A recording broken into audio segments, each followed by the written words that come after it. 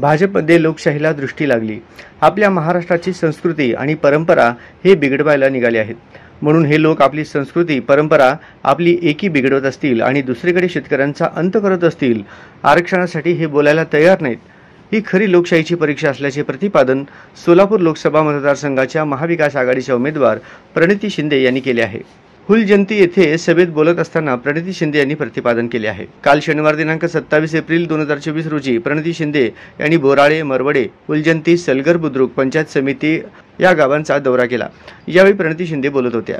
यावेळी त्यांच्यासोबत महाविकास आघाडीचे पदाधिकारी कार्यकर्ते मोठ्या संख्येने उपस्थित होते। यावेळी पुढे बोलताना प्रणिती शिंदे म्हणाल्या, मी सोलापूर जिल्ह्यात म्हणून शब्द दिलाय। पहिला आवाज लोकसभेमध्ये शेतकऱ्यांसाठी असेल, पहिला आवाज पाण्यासाठी आणि आरक्षणासाठी असेल। मी कामाची पक्की आहे। मी राजकारणात सत्तेसाठी आणि टक्केवारीसाठी आली नाही। मी तुमचा आशीर्वाद घेण्यासाठी आली आहे। ही निवडणूक जरी माझी असली तरी विजय तुमचा आहे, असे यावेळी प्रणिती शिंदे यांनी सांगितले।